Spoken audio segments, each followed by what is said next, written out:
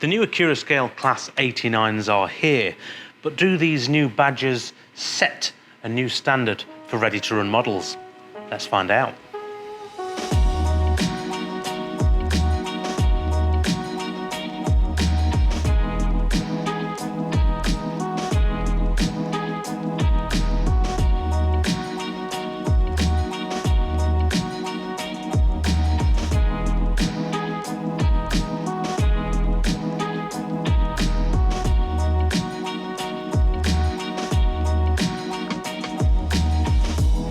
So hello and welcome once again to my layout, New Junction. Today we're obviously taking a look at the new Accurascale Class 89, the Badgers. Now, in front of me we have the GNER liveried, the Swallow liveried and the Intercity Executive liveried Class 89, and we're going to take a closer look, an overview of the model. Now, just to be fair, obviously I do work for Accurascale, do take that in mind, so this isn't a review, it is purely an overview of the brand new models. Hopefully, some of you will find it enjoyable. So before we take a closer look at the Class 89s, there's something we should do first, and that's all to do with the pantographs, which vary from DC to DCC models.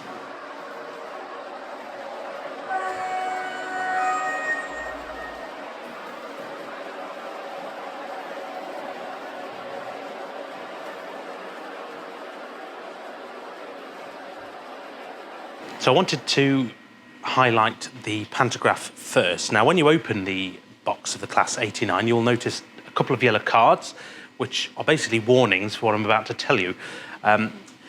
So with the pantographs, I will press F1 and the pantograph and sound will raise, because this is a DCC sound version. As you can see, there we go, raised and sound is on. Nice and easy. Now, what the yellow cards in the box tell you to do basically is if you want the sound on but don't want the pantograph to raise, you have to press F27 before you press F1. And that's what I have to do, because otherwise the Class 89 and its pantograph will go straight into my tunnel mouth. So it's worth watching, because it's a classic a classic thing. Rush straight in for your loco, and then as it's whizzing around your layout, the pantograph will go up and hit something if you don't press the F27 button.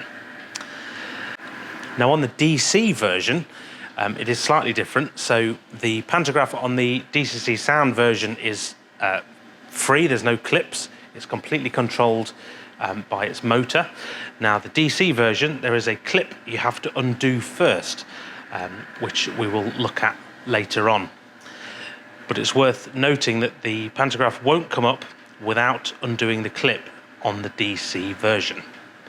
Hopefully that makes sense, but if in doubt, consult your manual and just be careful the first time you run it around your layout, because you don't want the pantograph to clip something unnecessarily. And of course, it's worth noting you can change the height of the pantograph with certain CV changes, and if the worst does happen, and you accidentally clip something, the metal head pantograph will just ping off and you can just pop it back on. So now that's out of the way, let's take a closer look at the models themselves. Now, they come in DC ready at £229.99 and DCC sound fitted, £100 more, at £329.99. So they're quite considered. I think they're one of Accurascale's most expensive locomotives. Now, why is that? Now, there's two reasons for that. The first one being that they are quite niche. So there's probably not going to be run after run after run of these. There are 5 versions in total with 10 SKUs, so basically 5 versions available in DC and DCC sound. And they've been done in partnership with Rails of Sheffield. So it's a joint project which normally adds to these things. And of course, it's a niche locomotive, so you probably won't see them again anytime soon, that's for sure. Initially announced in 2022, they have been quite a long time coming. So there's been a lot of R&D to get to this phase. There's been a hell of a lot of work behind the scenes. I think these were started just before COVID, believe it or not. And they've had various hold-ups and delays across the way. Now, A lot of that, believe it or not, is down to the real thing. So as there is only one loco in real life, and they're covering its history with these various models, if the real thing has issues and we can't get near it or couldn't get near it, then it held up the project. Simple as that. So what do you get for your money? Well, you get a 00 gauge representation of the real Class 89. It's probably a loco prototype that probably won't be done again, or it's not likely to be duplicated just because of the nature of the fact there is only one in reality. Now, as a model, you get a ground-up full sound suite, again from ESU. Full lighting package, you get a working pantograph, things like that.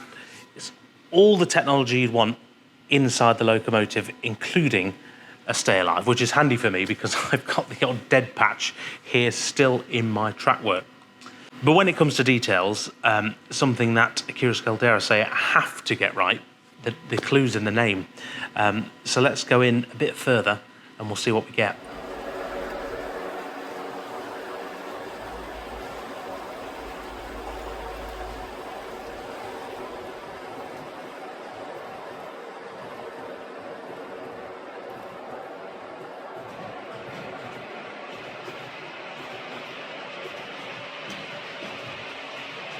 So for the close-up, let's take a look at the swallowed liveried avocet. Now, this is the 90s version, as indicated by the aerial pod on the top just here.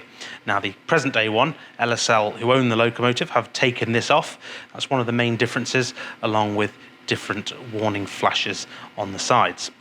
Now, starting at the front, you've got things like your sprung buffers, you've got your giant sprung, I can't remember what you call them now, but the things that connect to your Mark IVs, they're sprung as well. You've got a full suite in the box of buffer beam detail, as you can see on the front.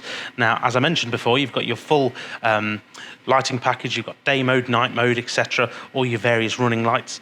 Into the cab, you've even got the fairly classic desk lighting, along with cab lights as well. I've already mentioned the Wi-Fi pod, so if we come down to the side here, you can see the bogie detail. Now, as you'd imagine, the real thing has lots of detail, and what they've tried to do is cram in as much detail here on the bogie sides as possible.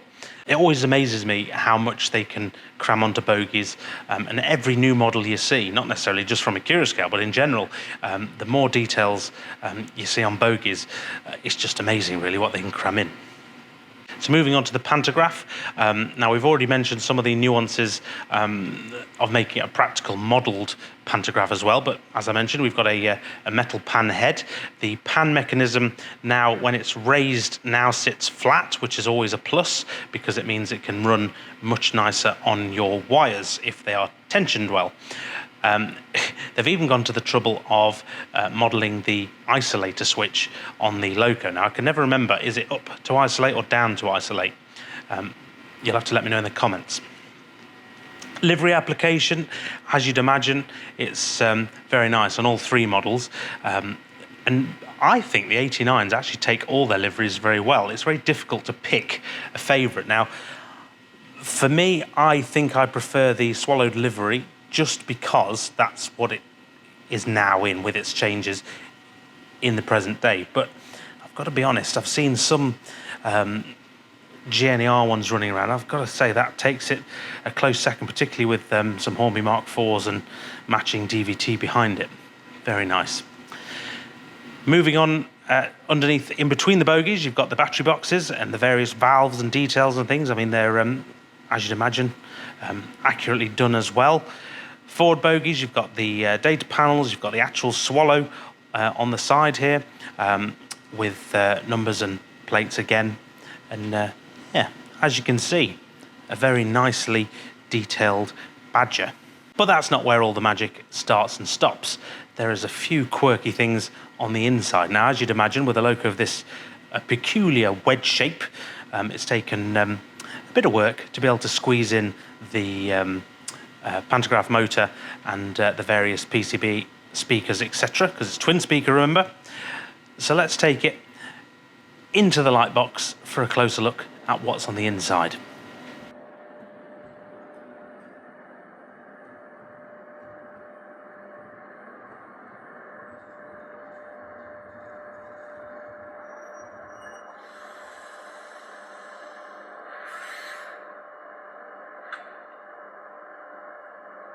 So here we are in the Lightbox. Now, I did mention earlier, the pantographs are different depending on the versions you have. Now, this is the DCC sound version, so I have a different one to the DC user.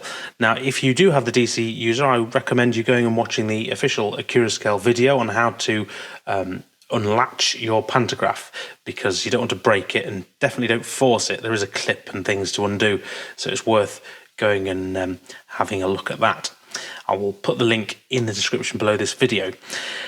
Now, unlike most Accurascale locos, there is no magnetic roof hatch to get to the DCC chip. Now, this is a common thing with the electric locos, particularly the ones with the pantographs, because the various things like the motor things get in the way and they push the electrics about on the board underneath, so that basically the chip can't be aligned with a natural hatch on the roof, so there just isn't one. This isn't such a bad thing, because luckily getting the body off is fairly simple. Now, on the Class 89, the clips are just in front of the middle wheel, the middle axle on the bogies. So in this instance it's there, and then on this side it's there, and there's two clips on each side, and all you have to do is gently prise them off, and all being well, the die-cast chassis underneath will drop out. If you do need to pull at anything, don't pull at the bogies, just lightly pull at the battery boxes underneath.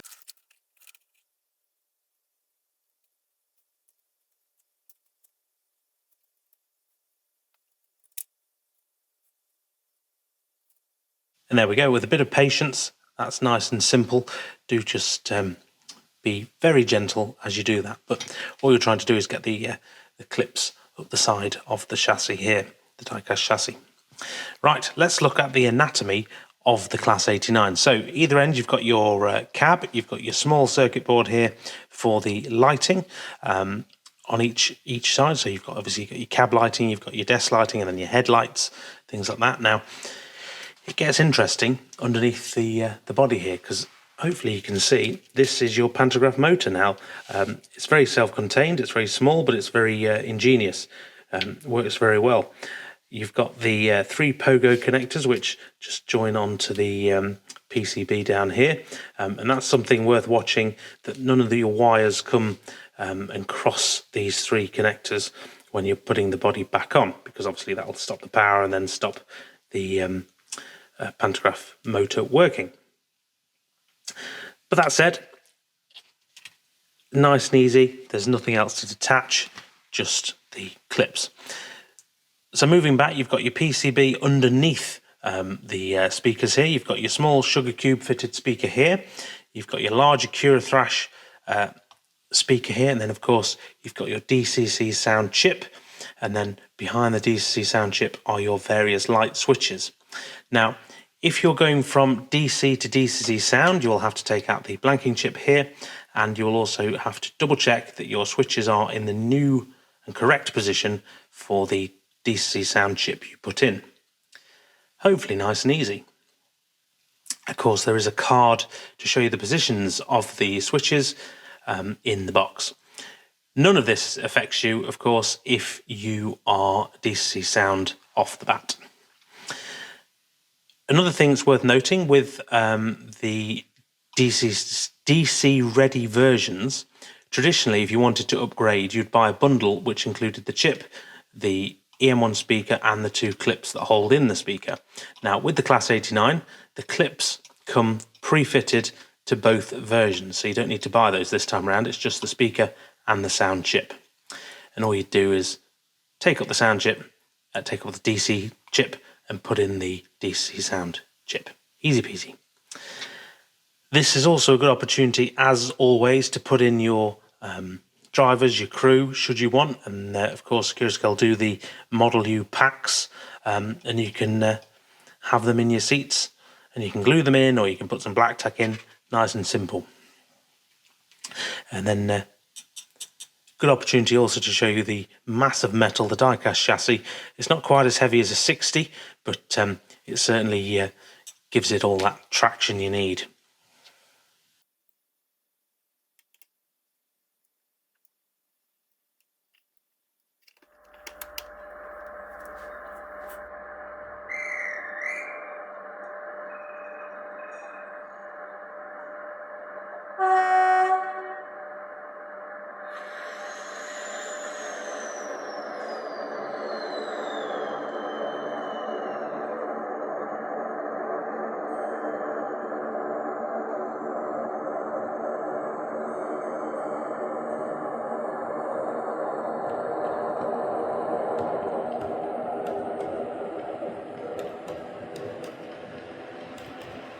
So the Accurascale Class 89, that was my very brief overview of the new model.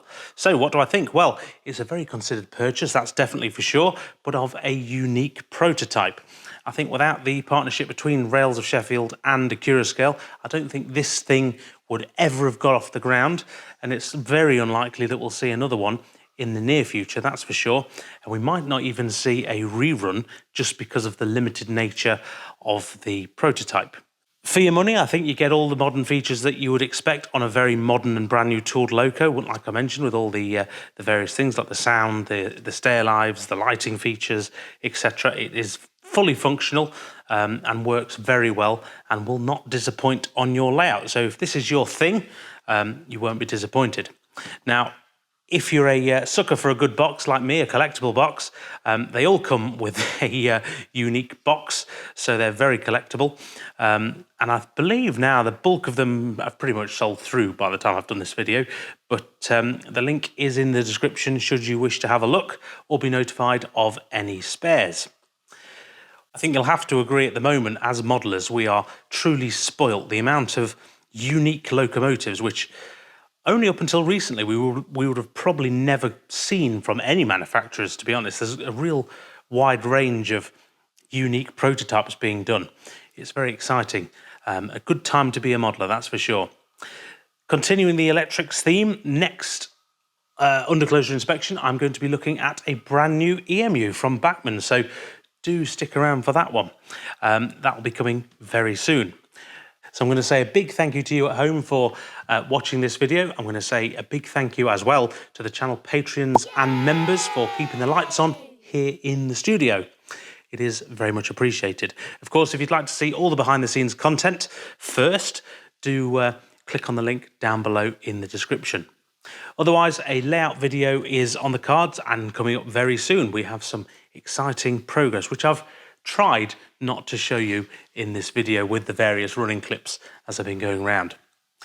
Otherwise, I want to repeat myself. Thank you for watching. Take care, and I'll see you very soon in the next one. Bye for now.